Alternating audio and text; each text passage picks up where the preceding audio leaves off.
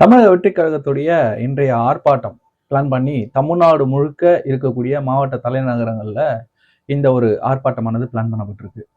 எதன் அடிப்படையில இந்த ஆர்ப்பாட்டம் அப்படின்னு பாத்தீங்கன்னா, இந்த விகிதாச்சாரி அடிப்படையில நம்ம இடஒதுக்கீடு அப்படின்றத கொடுக்குறோம் இல்லையா?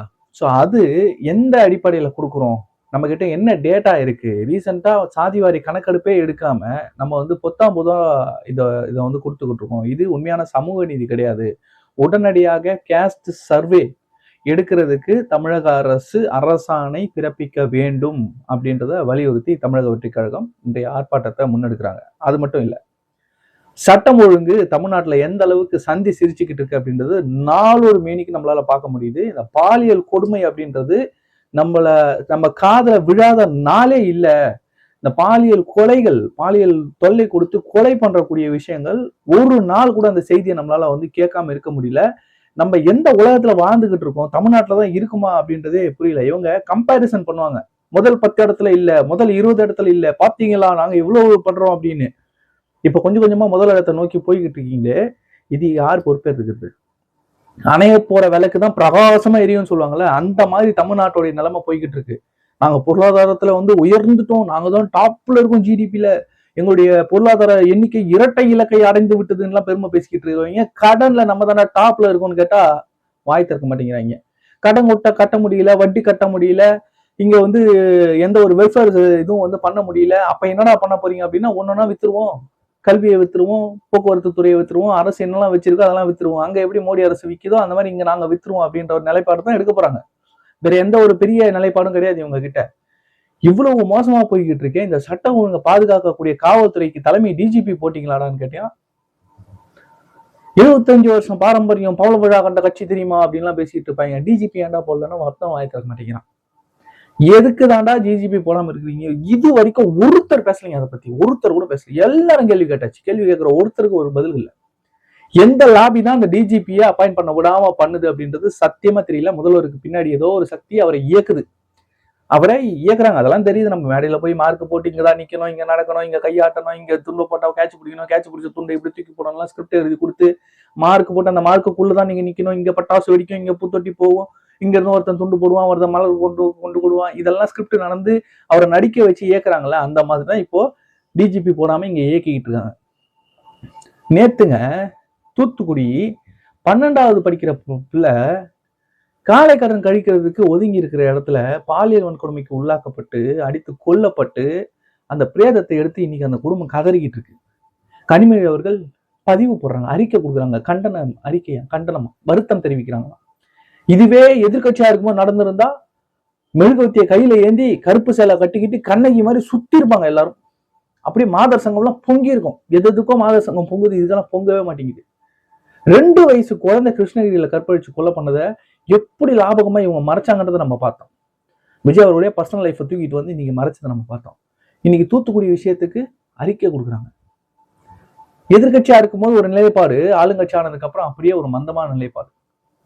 கொதிச்சிருக்க வேண்டாமா கனிமொழி அவர்கள் இந்த விஷயத்துக்கு? ஆனா நீங்க வேற, அவங்க கலந்துகிட்ட அந்த ஒரு மீட்டிங்லயே, திமுக மீட்டிங்ல காவலருக்கே பாதுகாப்பு இல்லை. அந்த வழக்கு கொடுத்தவங்க மேல நடவடிக்கை எடுக்க சொன்னாங்க, வழக்கை வாபஸ் வாங்க வச்சு அவங்க மேல நடவடிக்கை எடுக்கிறாங்க. இவங்க எல்லாம் பெண்கள் பாதுகாப்பை பத்தி பேசுறாங்க. வெல்லும் பெண்கள், வெல்லும் தமிழ் பெண்கள்னு பெருமை வேற. இதுல பெருமைக்கு ஒண்ணும் இல்லை, மேய்க்கிறதே எருமை, ஆனா பெருமை என்னத்த சொல்றதுன்னு தெரியல இவங்க கிட்ட. நாலூர் மேனிக்கும் போதை, இந்த பரவலா எல்லா கையிலும் போதை. ஸ்கூல் படிக்கிற பசங்க, காலேஜ் படிக்கிற பசங்க, என்ன கருமனே தெரியல அந்த கையில. ஒன்னொன்னுக்கு ஒரு பேர் வச்சு இந்த பேரெல்லாம் ஃபேமஸா இருக்குது எல்லாருக்கிட்டையும். எப்படி அதெல்லாம் எல்லார் கைக்கும் போகுது அப்படின்னா தெரியல. பழக்கம் கேட்டா ஜீரோ கல்டிவேஷன் இன் தமிழ்நாடு கஞ்சா. எப்ப இங்க கஞ்சாவை தாண்டி அவன் வேற ஏதோ உலகத்துல போய்கிட்டு இருக்கான். இந்த கஞ்சான்னு இன்னும் ஏமாத்திட்டு இருக்கீங்க ஊரை. சொன்னவரு ஸ்டான்லி அரசு மருத்துவமனையில 5 அடிக்கு ஒண்ணு வளர்ந்து நிக்குது கஞ்சா செடி, அதையே பார்க்கல. இந்த லட்சணத்துல இவங்க ஆட்சியை நடத்திவிட்டு திரும்ப எங்களுக்கே வாய்ப்பு கொடுங்க, இல்லைன்னா பிஜேபி வந்துரும். நீ நல்லாட்சி கொடுத்தா பிஜேபி எப்படி இங்க வரும்? பிஜேபி வந்துரும். நீ பண்ற தப்புனாலதான் மக்கள் பிஜேபி தேடி ஓட போறான். நோட்டாவுக்கு 14% கொண்டு வந்து விட்டது நீ. இல்ல அதிமுக குறை சொல்லுவீங்க நீங்க.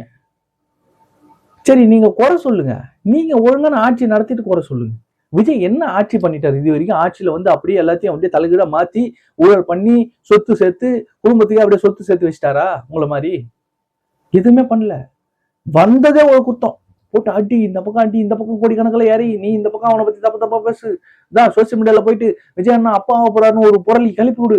இந்த பக்கம் முஸ்தபா அவர் வேற பாவம், வேற ஏதோ ஒரு டீம் எதோ போச்சான், அது திமுக அனுப்பி விட்ட டீம் தான், அது வந்துட்டு போயிருச்சு. அந்த டீம் போனது பிரச்சனை இல்லை. ஆனா முஸ்தபா போட்டோவை போட்டு இங்க பாருங்க, ஒரே ஒருத்தர் பாய் பேசிக்கிட்டு இருந்தாரு பாவம், அவரு அவங்களை விட்டு போயிட்டாரு. அவரு எங்கெங்க இருக்கீங்கன்னு போன் பண்ணா, நான் இங்கதான் முதல் பேசிக்கிட்டு இருக்கேன், நம்ம தாவேகா மீட்டிங் வந்திருக்கேன் அப்படின்ட்டு. தற்கொலைன்னு மத்தவங்க சொல்லி தற்கொலைத்தனமா ஆயிட்டீங்களா அக்கா அப்படின்னு டாக்டர் சர்மிளா அவங்க பதிவுக்கு நான் மதிவு ரிப்ளை போட்டிருந்தேன். கொஞ்சமாவது படிங்கக்கா, கொஞ்சம் கண்ணாடி, இந்த தாவிட கண்ணாடி வச்சிருக்கீங்களா, அதை கொஞ்சம் எடுத்து கொஞ்சம் ஓரமா வச்சுட்டு, திராவிட மாடல் கண்ணாடியை எடுத்து ஓரமா வச்சுட்டு அப்புறமா பாருங்க, அப்பதான் உங்களுக்கு கண்ணு பிரைட்டா தெரியும். நீங்க வேற கண்ணாடியை போட்டு பூத கண்ணாடி மாதிரி பாத்துக்கிட்டு இருக்கீங்க, உங்களுக்கு எல்லாமே அப்படித்தான் தெரியும். தயவு செஞ்சு கொஞ்சம் உங்க பக்கம் நடக்கிற பிரச்சனைகளை வாயை திறந்து பேசுங்க. திமுக காரன் ஆரம்ப சுகாதார நிலையத்தை ஆக்கிரமிப்பு பண்ணி வீடு, பெட்ரூம், கிச்சன் ஆக்கி வச்சு உக்காந்துருக்கான். அதை கேட்கறதுக்கு துப்பு இல்ல. பிளைட்ல பறக்கிற இடத்துல பறந்து பறந்து பாலியல் வன்கொடுமை பண்றான், அதை கேட்கறதுக்கு துப்பு இல்ல. காவல்துறையினருக்கு பாலியல் வன்கொடுமை கொடுக்குறான், அதை கேட்க துப்பு இல்ல. 2 வயசு குழந்தைய கற்பழிச்சு கொலை பண்றான், அதை கேட்க துப்பு இல்ல. இதை இப்போ 12வது படிக்கிற புள்ள எக்ஸாம் எழுதிட்டு இருந்துருக்கணும், கொண்டுட்டானுங்க, இது கேட்க துப்பு இல்ல. இதையெல்லாம் ஒரு வார்த்தை பேசுறீங்களா? பேசினாலும் எப்படி பேசுவாங்க தெரியல. அதாவது இது துயர சம்பவம், இதற்கு முதல்வர் நடவடிக்கை எடுக்க வேண்டும், தாழ்மையாக கேட்டுக்கொள்கிறேன். பார்த்து மெதுவா, இந்த வெண்சாமரம் மேல பட்டு மயில் தொகை இல்லாத அடிபட்டுற போது முதல்வருக்கு அப்படி வெண்சாமரம் வச்சுறாங்க. என்னங்க இது? என்னதாங்க ஆட்சி நடத்துறீங்க? ஆட்சி நடத்த தெரியலன்னா தயவு செஞ்சு ராஜாவை பண்ணிட்டு போயிருங்க பஸ். ஆக முதலமைச்சர் பதவி விலக வேண்டும் அப்படிலாம் பேசிக்கிட்டே இருப்பார்ல. இப்ப யாராவது பேசுறாங்களா அந்த மாதிரி? ஐயோ எனக்கு புரியல. இது வந்து கண்டிப்பா பிள்ளைய பெற்றவங்க எல்லாருக்கும், பசங்களை பெற்றா போதைக்கு பலி கொடுக்கணும், பொண்ணுங்களை பெற்றா பாலியல் தொல்லைக்கு பலி கொடுக்கணும், இதுதான் எங்க தலையெழுத்துனா எதுக்கு இந்த ஆட்சி? 75 வருஷம் அனுபவம் வச்சு இன்னும் கிழிக்கிறீங்க தெரியலையே. இதெல்லாம் கேட்டா நீ சங்கியும்பா, இல்லைன்னா நீ அணிலும்பா. சொல்லிட்டு போங்கடா, உங்க பிள்ளைங்களுக்கு சேர்த்து தாண்டா நாங்க கதறிக்கிட்டு இருக்கோம். ஒரு வருஷத்துக்கு 6999 போக்சோ வழக்கு, அதுல 103 கோடி இழப்பீடு மட்டும் கொடுத்துருக்காங்களாம். பெருமையா அனிதா ஜீவன் அவங்க இது கொடுக்குறாங்க அறிக்கை, 103 கோடி நாங்க இழப்பீடே கொடுத்துருக்கோம் தெரியுமா? பெருமை. உங்க வீட்டு குழந்தை போக்சோல இந்த மாதிரி மாட்டி எவங்கிட்டயாவது சீரழிஞ்சு அதுக்கு இழப்பீடு கொடுத்தா எடுத்துட்டு இருந்தா சந்தோஷமா அறிக்கை கொடுப்பீங்களா? இல்லை தெரியாம தான் கேட்குறேன். எப்படிப்பட்ட மனநிலையில நீங்களாம் ஆட்சியாளர்களாக உட்காந்துருக்கீங்க? அங்க அவன் செத்துக்கிட்டு இருக்கான், போதையில வெட்டுறான், எதுக்கு வெட்டுறானே தெரியல. உள்ள பூந்து நாங்குநேரியில 9 பேர் சேர்ந்து வெட்டுறானுங்க, ரோட்ல நிக்கிறவன், டீக்கல்ல நிக்கிறவன்லாம் பார்த்து வெட்டுறானுங்க, எதுக்குடா வெட்டுறானுங்கன்னு தெரியல. போதை தலைக்கேறி என்ன பண்றோன்னு புரியாம வெட்டிக்கிட்டு இருக்கான். இங்க டான்ஸ் ஆடிக்கிட்டு இருக்கீங்க. ஓ அலும்ப பார்த்தவன் உங்க அப்ப விசில கேட்டவன் பாட்டை போட்டு ஸ்டாலின் அவர்கள் மாஸ்கை போட்டு நிறைய பேர் ஆடிக்கிட்டு இருக்கான். இங்க நிறைய பேர் ஸ்டாலின் மாஸ்கோட தான் சுத்திட்டு இருக்காங்க. ஸ்டாலின் மாஸ்கை போட்டுக்கிட்டு, நான் திமுக காரன் தெரியுமா, நாங்க ஆளுங்கட்சி தெரியுமா, நான் என்ன பண்ணுவேன் தெரியுமா, ஏய் அப்படின்னு பேக்கரியில இருந்து பிரியாணி கடை வரைக்கும் எல்லாத்துலயும் பாக்ஸிங் போட்டுக்கிட்டு இருக்கான். அதை தடுக்க துப்பு இல்லை. காவல்துறை, நம்ம என்னத்த சொல்றது, காவல்துறை பாவம். அவங்களுக்கு இருக்கிற பிரச்சனையை கேட்கறது ஒரு நாதி கிடையாது, ஒரு நாதி கிடையாது. அவங்கள மனுஷனாங்க, உங்களை மாதிரி என்ன மாதிரி. அவங்களுக்கும் கஷ்டம் இருக்காதா, குடும்பம் இருக்காதா? எப்ப பார்த்தாலும் இவங்க போட்டு இங்க அடிக்கிறது தான், அங்க தூக்கி இங்க அடிக்கிறது தான், இந்த பாதுகாப்பு போய் இந்த பஸ்ஸுக்கு போய் நீ இதை பண்ணு நீ அதை பண்ணு, எது நடந்தாலும் அவங்களை ஈஸியா நம்ம குறை சொல்லிடுவோம். காவல்துறை சரியில்லை, காவல்துறைனா இப்படிதான். அந்த பையன் ஒருத்த லாக்அப் டெத்து வாழ்க்கையே பேசினார்கள். அஜித் மரணத்தில் லாக்அப் டெத் இல்ல, அது இல்ல, இது இல்ல, இது இவ்வளவு பெருசாக்கப்படுது அப்படி இப்படின்னு 25 பேர் லாக்அப் டெத்துல செத்துருக்கான்றதே எங்களுக்கு அந்த விஷயத்துல விஜய் நான் பேசுறது தான் தெரியும். இந்த இப்போ ஆகாஷ் அவன் குற்றம் பண்ணல, அதெல்லாம் அப்புறம் கூட்டு போய் ஈர துணியை சுத்தி இரும்பு ராட்ல அடிச்சு காலை உடைக்கிற அளவுக்கு ஒரு மனம் காவல்துறைக்கு வந்தது யார் காரணம்? அவங்க என்ன பண்ணி வச்சிருக்கீங்க? நீங்க என்ன ட்ரைனிங் கொடுத்துருக்கீங்க? அவங்க பிரச்சனை என்னன்னு முதல்ல கேட்கறதுக்கு டீம் இருக்கா?